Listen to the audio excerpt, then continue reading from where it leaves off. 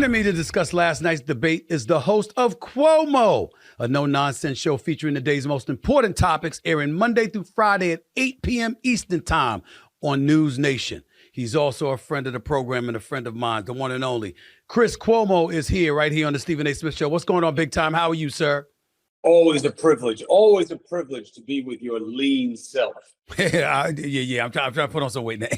But we can talk about that another time. Talk to me about your thoughts, your initial thoughts upon witnessing last night's debate between Ohio Senator JD Vance and Governor Walz, obviously the two vice presidential candidates for the United States. My first reaction, appreciate the civil discourse. Appreciate them treating each other like human beings. Appreciating them not playing us as suckers who thinks that we're just going to be afraid of the other side and not examine anything. Where there are holes in each other's arguments, yes, and that's part of the choice for the voters. But that was a much better debate than the presidential debate. It's a much better debate than I've seen in a while, and we need a lot more of it. That was my big takeaway. So it was the same here. We're identical on that front because I just said, listen, both of them came across as very knowledgeable, very intelligent. They elocuted their thoughts clearly and concisely. There was no nonsense. The issues were being discussed, substantive issues as opposed to nonsense. And I really appreciate it. From a decorum standpoint, I found myself walking away, Chris, where if one of these, whoever wins, you know what, it's not the end of the world if you're from the other side, if they were the president as opposed to the vice president. But nevertheless, that was still my thinking. When you said there were holes from both sides, tell me what the hole was from Walz's side and then JD Vance.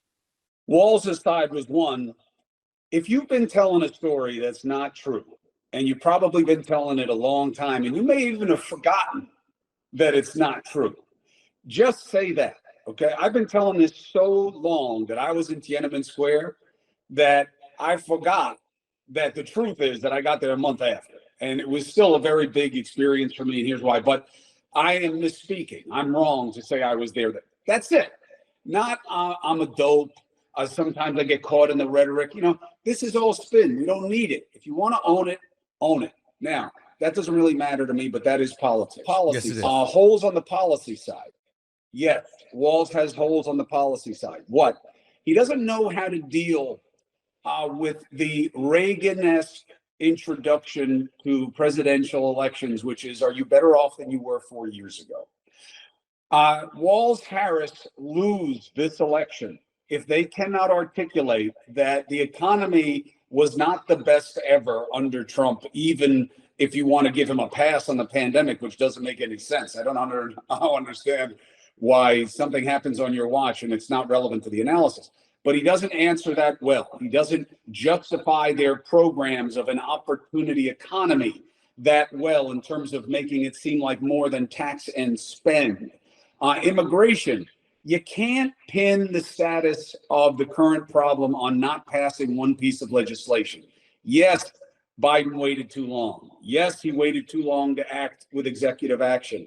But we were not a piece of legislation away. It wasn't a panacea as a piece of legislation anyway. He did not do a good job on that. And he also didn't answer the first question.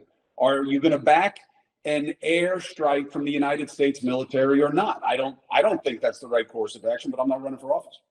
So when you think about JD Vance, I'm thinking about all the incredibly crazy things that have come out of his mouth over the last year.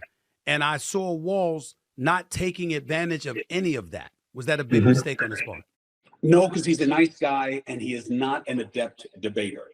So don't try to take somebody on in their strong suit and your weak suit. But a lot of the work was done for him with critical thinkers like you, Stephen A., because you know that this is now a tale of two Vances, because this was not the Haitians eat dogs. Trump is the next Hitler, Trump is the next Jesus, you now know that JD Vance is very capable of saying things just for advantage and effect. Much more polished, better debater, better handle of the arguable points of the issues, in my opinion, at least last night. He has holes too, though. And he has more problematic holes because of the inconsistency. Walz is Walz is Walz. Vance has changed, and he has changed opportunistically. He struggled on health care. Really, I mean, this was almost disinformation, not just misinformation. Not only did Trump not fix the ACA, he refused to let it be adjusted the way it needs to. He allowed Congress, the Republicans, to try to get rid of it. Again, failed. He got rid of the individual mandate. That was problematic in getting signups. He cut the money to advertise it. So enrollment went down on his watch. So is there an opportunity in that? That matters. Yes, healthcare matters. Walz missed that. But again, this is not his strong suit.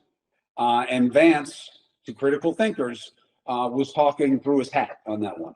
I thought that Vance slipped up a little bit too by not pouncing on Walz for Kamala Harris's flip-flopping, because a lot of people have been getting on her because, you know, whether it was fracking or single-payer health care or the border walls and what have you, she didn't seem to be consistent. And I thought he was going to dig deeper into that, but he didn't. Were you surprised by that? No, because he's a flip-flopper. So, you know, you got to be a little careful of where you go. And I also think he went in there on a charm offensive. I think their big concern was that he'd come out of there with people liking him, and he succeeded on that. I mean, he mentioned the fracking, but you're right. It certainly, he wasn't there in pit bull mode. And I think that was a good call, because I think the American people are exhausted of attack mode. And you already have those voters. The voters that want you because you're, you know, a fire breather for Trump, you already got them. They're not who's going to decide this election. Married women are going to decide this election. Independent voters in the places that matter in about 30 counties in this country are going to decide this election. This is the closest one I've seen since 2004, Stephen A. Last question before I let you get on out of here. I'm thinking about Trump and Kamala Harris having another debate. He says no, it's not going to happen. She says yes. I think the difference was before last night's vice presidential debate, you sort of got the impression Trump did so badly, he didn't want to go up against her because she was so much stronger than him in the debate that they had against one another.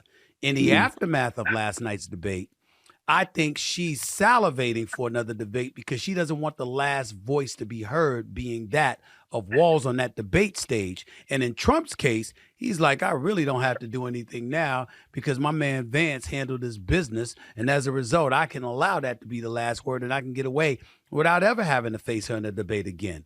What's your motive thinking? Well, if Trump can get Vance to debate Harris, I would take the debate. And I think he'd be better served. If Harris is worried about that hedge against that kind of primacy recency aspect of messaging, then she should do a town hall with me and Stephen A. anywhere they want on whatever issue she wants to talk about, anywhere in the country, and we'll give her 2 hours. And she could do an hour on your show, and she could do an hour on my show. And then she doesn't have to worry about who the last voice is being heard because she's spreading herself out and creating opportunities, which right now she seems loath to do. Everybody knows they're doing the minimum. And does it matter more to the media than everybody else? Yeah. But are you going to leave it all on the court, or are you going to have regrets? And right now, in this close of an election, look, I lived the Hillary Clinton scenario. Didn't go to Wisconsin. Didn't pay attention to the outlier pollsters. You know, she got inactive. She played not to lose as opposed to win. She lost, and she lost big. Harris could wind up in the same fate if she doesn't maximize every opportunity. And she's not a debate away from sealing this up, even if it's with Trump. She needs to be taking the at-bats, Stephen A. They're making a mistake. Well, you know that. I've been saying that for weeks, and I'm going to continue to say it. I appreciate you echoing my sentiments, albeit far more eloquently. The one and only Chris Cuomo, host of Cuomo on News Nation, right here on the Stephen A. Smith Show over the digital airwaves of YouTube and, of course, iHeartRadio. Thanks a lot, buddy. I'll see you tonight when I appear on Cuomo on News Nation this evening. Thanks a lot, buddy. I really appreciate it. You are a gift to the audience, and you are a hub for conversation in this country, and your footprint will only grow. And I'm just happy I bought the stock early on. Thanks a lot, buddy. I appreciate it, man. I'm doing the best I can. Learning from one of the best. That would be you. Thank you so much, Chris. I'll talk to you tonight. Take care.